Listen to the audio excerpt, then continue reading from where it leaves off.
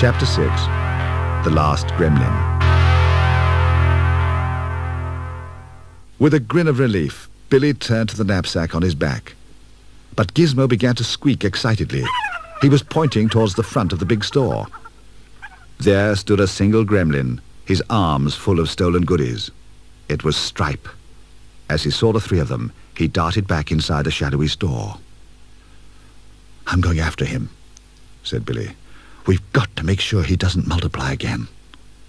Kate followed close behind. The store was gloomy inside, and they were forced to fumble their way forward. Billy found a baseball bat. "It may not be much of a weapon, but it might help," he said. "Kate, you take Gizmo and find the main light switch. I'm going after Stripe." "Take care," called Kate, but Billy had already stumbled off into the darkened store. A familiar and ghastly cackle broke the silence, and he began to make his way in its direction.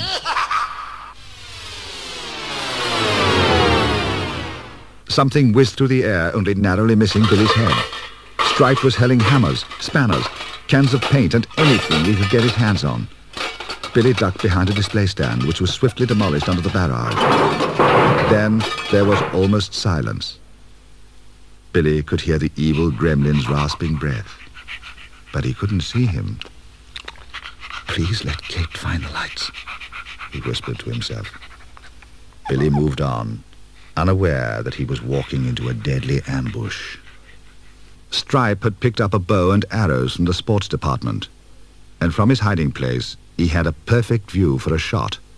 He raised the bow and took aim at Billy's back.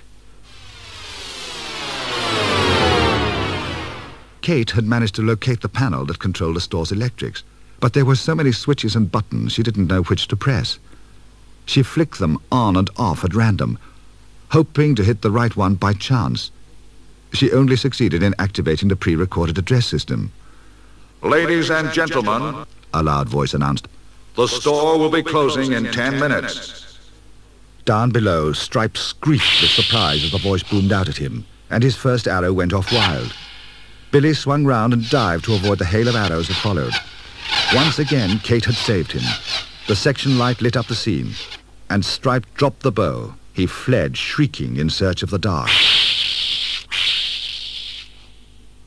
Wounded and bleeding from his arm, Billy staggered after Stripe into the garden department. It was still in darkness. But what now? A sharp whining noise made him turn quickly, and to his horror he saw the giggling Stripe advance with a vicious-looking chainsaw in his hand. Billy backed away and tripped. He flung up the baseball bat as Stripe attacked, but he knew he couldn't hold him off for long.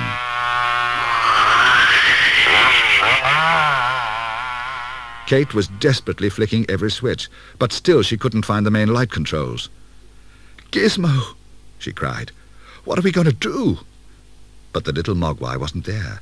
He had crept away to help his friend Billy fight the last of the gremlins. Billy's strength was almost exhausted as he tried to fight off the gremlin. But suddenly Stripe's attention turned elsewhere. Kate had pressed another button, and with a spectacular whoosh, the ornamental fountain, the centerpiece of the Christmas display, rose high into the air. Stripe rushed gleefully towards the cascading water. "No! No!" yelled Billy. The gremlin gave a victorious wave and threw himself into the inviting water. Immediately, it began to bubble and seethe. But even as Billy looked on in horror, there came the sound of a hooter and whirring wheels. Gizmo was enjoying himself immensely driving a toy car. He skidded across the floor. "Gizmo, get out of here!" shouted Billy. But the little mogwai knew what he was doing. He had seen the skylight covered with tarpaulin. He had seen the rope attached to it. Grabbing the rope, he held on tight and swung hard. The tarpaulin fell away from the glass ceiling, and the room was flooded with daylight.